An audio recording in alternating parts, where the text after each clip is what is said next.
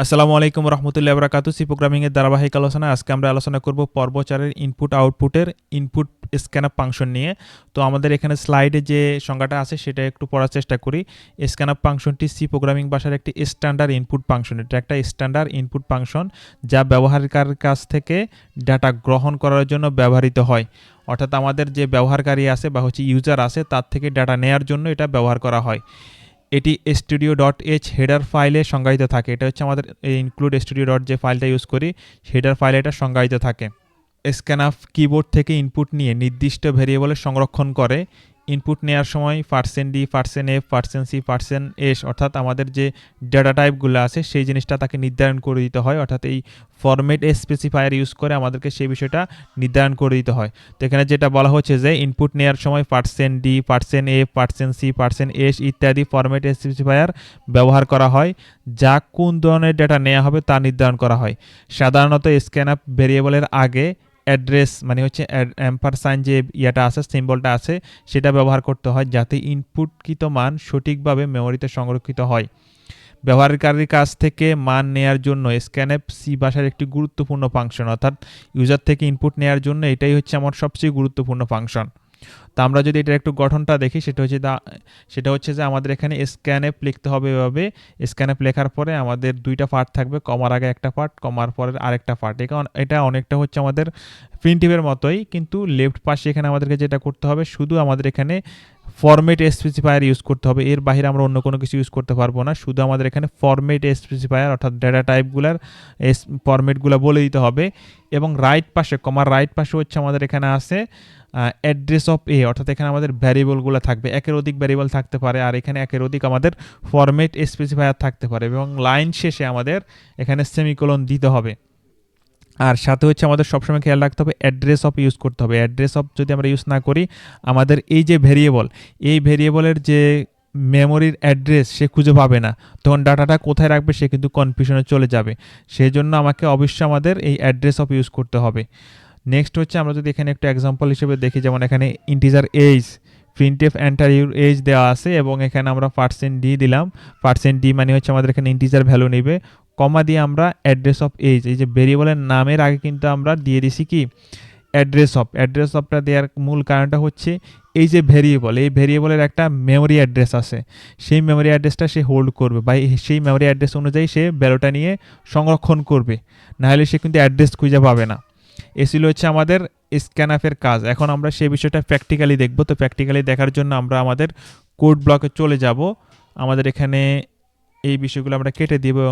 প্রথমত আমরা এখানে একটা ভ্যারিয়েবল ডিক্লেয়ার করে নিব এজ নামে এবং সেটা এমটি রাখিয়ে দিব, সেটার ভিতরে কোনো ভ্যালু আমরা রাখবো না। পরবর্তীতে আমরা স্ক্যানআপ ইনপুট ফাংশনটা ইউজ করব এবং ডবল কোটেশনের ভিতরে আমরা এখানে ফরম্যাট স্পেসিফায়ারটা দিয়ে দিব এবং ডবল কোটেশনের বাহিরে আমরা কমা দিয়ে অ্যাড্রেস অফ বা এম্পারসাইন যে আমাদের সিম্বলটা আছে সেটা ইউজ করে আমরা এখানে ভ্যারিয়েবলের নামটা দিব। এবং এটাকে যদি আমরা ফাইনালি রান করি তাহলে আমরা আউটপুটে দেখব এরকম একটা কার্সর এখানে ব্লিঙ্ক করবে অথবা হচ্ছে এভাবে থাকবে, হোল্ড হয়ে থাকবে, মানে এখানে বোঝাচ্ছে যে সে এখানে একটা আউটপুট নেবে। তো আমরা যদি এখানে কোনো একটা ভ্যালু দেই, যেমন এখানে দিলাম হচ্ছে আমরা 12 এবং এটাকে যদি আমরা এন্টার দেই তাহলে সেই ভ্যালুটা সে মেমোরিতে কিন্তু সংরক্ষণ করে ফেলছে। এখন সেই বিষয়টা আমরা আর বুঝতেছি না যে এটা কি সংরক্ষণ করছে নাকি করে নাই। তো এটাকে আরেকটু ক্লিয়ার করার জন্য বা হচ্ছে আমাদের আরেকটু ইউজার ফ্রেন্ডলি করার জন্য আমরা এখানে আরেকটা সুন্দর কাজ করতে পারি। আমরা এখানে প্রিন্টএফ দিয়ে তাকে প্রথমে বলে দিতে পারি যে এন্টার ইউর এজ এবং ফাইনালি আমরা এখানে এটাকে ইনপুট নিলাম এবং সেই ইনপুটটা অর্থাৎ যে ইনপুটটা আমরা নিলাম সেই ইনপুটটা আমরা আউটপুটে আবার প্রিন্ট করে দিলাম your age is %d, age. দেখেন আমাদের প্রিন্টএফ এবং স্ক্যানআপের মধ্যে পার্থক্য হচ্ছে যে এখানে ডবল কোটেশনের ভিতরে শুধুমাত্র আমাদের ফরম্যাট স্পেসিফায়ারগুলো হবে, আর এখানে আমাদের যখন ভ্যারিয়েবল লিখব ভ্যারিয়েবল লেখার আগে কিন্তু আমাদের অ্যাড্রেস অফ ইউজ করতে হবে।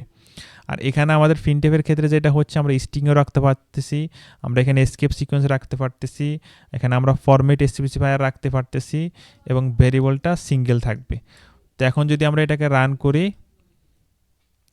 আমরা এখানে একটা এজ দিয়ে দিব বা একটা নাম্বার দিয়ে দিব এবং সে কিন্তু আমাকে সেই নাম্বারটা আবার আউটপুটে দেখিয়ে দিল প্রিন্টএফ এর মাধ্যমে।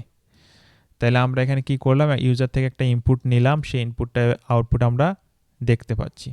ধরুন কোনো একটা ভ্যালু আমরা দুইটা সংখ্যা আমরা যোগ করব, তাহলে কীভাবে করব, দেখেন আমরা ইউজার থেকে ইনপুট নিব দুইটা সংখ্যা, এন্টার 2 নাম্বার। চাইলে আমরা আলাদা আলাদা স্ক্যানআপ দিয়ে নিতে পারি, কিন্তু আমি এখানে একসাথে নিব %d এবং এখানে কমা দিয়ে অ্যাড্রেস অফ, আমরা এখানে দুইটা ভ্যারিয়েবল নিব এ এবং ভি নামে। তো আমি ভ্যারিয়েবলগুলো এখনো ডিক্লেয়ার করি নাই, আমি এখানে অগ্রিম লিখে ফেলতেছি, কোনো সমস্যা নাই। এ এবং এখানে আরেকটা ভ্যারিয়েবল নিব ইন্টিজার ভি নামে। এবং এই দুইটা ভ্যালু নেওয়ার পর আমরা যেটা করব সেটা হচ্ছে এটাকে যোগ করে দিব। তো এখানে আমরা লিখব হচ্ছে রেজাল্ট, রেজাল্ট। আর এখানে আমরা যেটা করব সেটা হচ্ছে a প্লাস বি। এবং এটাকে যদি আমরা রান করি তাহলে কি হয় দেখেন, প্রথমত আমাদের এখানে দুইটা ভ্যালু সে নিবে, যেমন 5, তারপর আরেকটা ভ্যালু নিলাম 5 এবং এটাকে যদি আমরা এন্টার দেই তাহলে আমরা এখানে আউটপুটে কিন্তু 10 দেখতে পাবো। তাহলে দুইটা কিন্তু ইনপুট আমরা একসাথে নিলাম, দুইটা ইনপুট কি করলাম একসাথে একটা স্ক্যানআপের ভিতরে নিলাম। এভাবে চাইলে আপনি 10টা ইনপুট 20টা ইনপুট একসাথে নিতে পারবেন। আবার আপনার যখন প্রয়োজন পড়বে তখন কিন্তু আলাদা আলাদাও নিতে পারেন, কোনো সমস্যা নাই। তাহলে এই ছিল হচ্ছে আমাদের স্ক্যানআপ ফাংশনের কাজ এবং স্ক্যানআপ ফাংশন এভাবে ইউজ করতে হবে। আমরা পরবর্তীতে যখন আরও বিভিন্নভাবে ইউজ করবো, আরেকটু যদি অ্যাডভান্স ইউজ করি সেক্ষেত্রে হয়তো যদি ভিন্নতা কোনো কিছু থাকে সেটা দেখতে পাবেন। তো আজকে এই পর্যন্তই। আসসালামু আলাইকুম রহমতুল্লাহ।